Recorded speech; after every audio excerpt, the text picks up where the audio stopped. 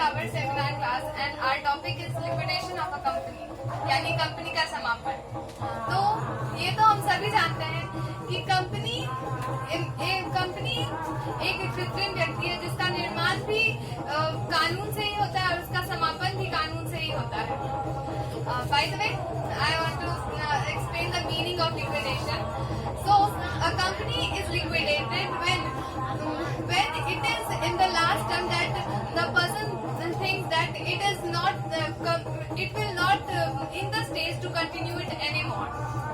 This is because of many reasons like insolvency. Usually, this is the main reason to the liquidation of a company, or unwillingness to carry on such other terms, etc. If a company is bankrupt, if a enterprise is bankrupt, then the liquidator sells all the assets of the company and paid it to the liabilities of the company. And if the positive balance rests, then he distributed among the shareholders of the company. I'll explain in Hindi. Liquidation company का समापन उसे कहते हैं तब होता है जब लगता है कि कंपनी को चलाया जाना अब मुश्किल हो रहा है। ये मुख्यतः इस कंपनी के दिवालिया हो जाने की वजह से ही होता है। और जब कंपनी का समापन होता है तो कंपनी निस्तारक यानी लिक्विडेटर कंपनी की सभी संपत्तियों को बेच देता है और उससे उसकी सभी लायबिलिटीज यानी दायित्वों का भुगतान करता है। और अगर पॉजिटिव बैलेंस अगर कुछ पैसे बच जाते हैं तब शेयर होल्डर्स को उसका पेमेंट किया जाता है।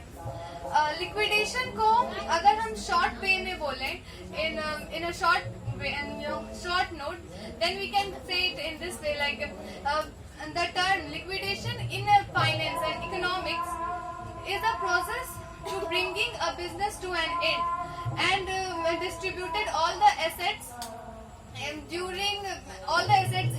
claimant's person to the liabilities of the company. Once the process of liquidation is started, the company can't be started again. If the businessman wants to start the business again, he can't do that because if the process of the liquidation is completed, and that's why he can't start the business again. These are the reasons, and these are the short of liquidation, I can say it.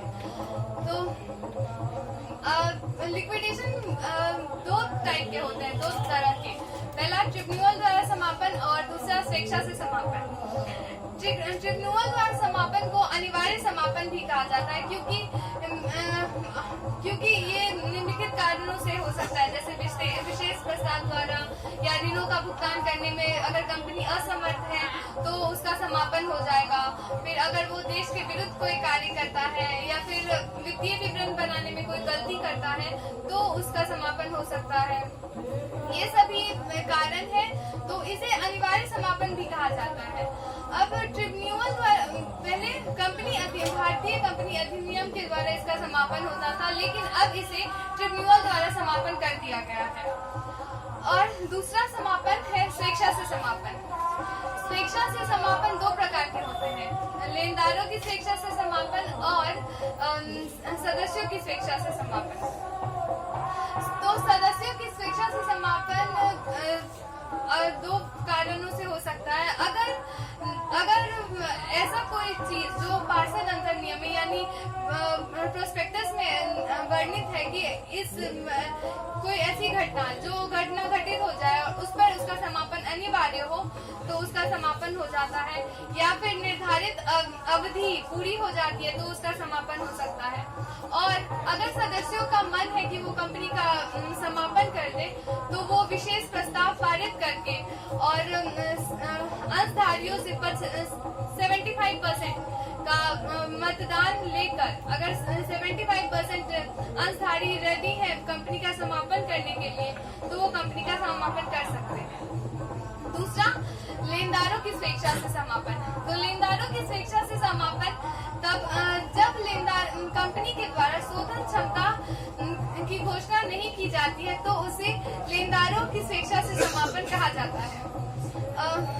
भारतीय company अधिनियम 2013 के अनुसार सदस्यों की स्वेच्छा से समापन और लेनदारों की स्वेच्छा से समापन में अंतर नहीं ढूंढा गया है, बल्कि इस अंतर को समाप्त कर दिया गया है और इसके लिए सिर्फ एक ही वर्ड का यूज किया जाता है, वो है स्वेच्छा से समापन।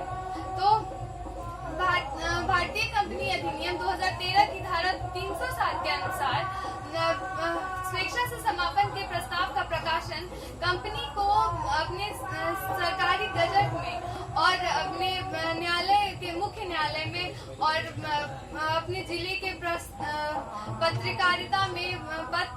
पत्रकारिता में और अखबार में 14 दिन के अंदर दे देना चाहिए। अगर वो कंपनी 14 दिन के अंदर अपने कंपनी के समापन की सूचना नहीं देती है तो कंपनी दोषी पाई जाती है और उसे धारा 307 के 2 के अनुसार प्रतिदिन 5,000 के रुपए के हिसाब से जुर्माना देना होता है। कंपनी का समापन करते वक्त कंपनी निस्तारक का नियुक्ति करती है। निस्तारक की नियुक्ति अगर स्वेच्छा से अनिवार्य समापन यानी ट्रिब्यूनल द्वारा समापन हो रहा है तो निस्तारक की नियुक्ति कोर्ट करती है और अगर स्वेच्छा से समापन हो रहा है तो निस्तारक की नियुक्ति कंपनी करती है, लेकिन पेमेंट दोनों का ही कंपनी को ही करना होता है। अब निस्तारक क्या होता है यानी लिक्विडेटर क्या होता है? So liquidator is a person who is responsible to sell all the assets of the company, to pay all the liabilities of the company, and if the money is rest, then he will distribute it among all the shareholders of the company, and that he is the person who handle all the process of liquidation. That person is called liquidator, like निस्तारक। उसको कहते हैं जो कि समापन से संबंधित सभी कार्यों को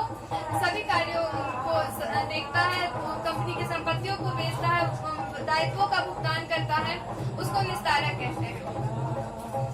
तो निस्तारक के कुछ अधिकार होते हैं और कर्तव्य भी होते हैं। तो निस्तारक के अधिकार उसको कुछ चीजों में छूट दी जाती है कि आप ये कुछ काम कर सकते हैं अपनी मर्जी से। वो वार्षिक साधारण सभा बुला सकता है और फिर अंशधारियों की सूची तैयार कर सकता है। ये सभी उसके निस्तारक के अधिकार हैं और उसके कर्तव्य है कि वह कंपनी की सभी संपत्तियों को बेचे और उसके सभी संपत्तियों को बेचे, उसके दायित्वों का भुगतान करे, वार्षिक साधारण सभा बुलाए। ये सभी निस्तारक के कर्तव्य है। निस्तारक के द्वारा जो खाते तैयार किए जाते हैं, तो निस्तारक के द्वारा वर्ष के प्रारंभ में और वर्ष के अंत में एक खाता तैयार किया जाता है जिसमें वो ये सारी चीजों को लिखता है कि उसने कितनी संपत्तियों को बेचा है, कितने दायित्वों का भुगतान किया है, उसमें वो सभी चीजें लिखता है। और जब वो पूर्ण रूप से समापन हो जाता है तो एक अंतिम विवरण बनाता है जिसमें वो इन सभी चीजों का डिटेल में वर्णन करता है, डिटेल में वर्णन करता है, डिस्क्राइब करता है, डिटेल में डिस्क्राइब करता है। और उसके बाद डिटेल में डिस्क्राइब करता है।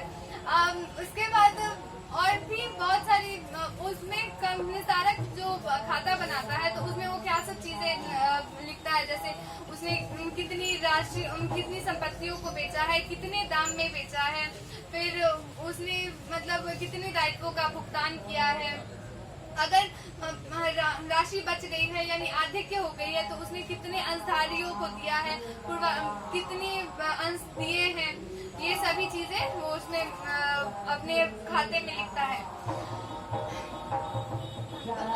मतलब भारतीय कंपनी अधिनियम के कुछ धारा के अनुसार कंपनी का समापन जो है वो क्या क्या है समापन में, तो धारा 305 में कंपनी की समस्त संपत्तियों एवं दायित्वों का विवरण होता है।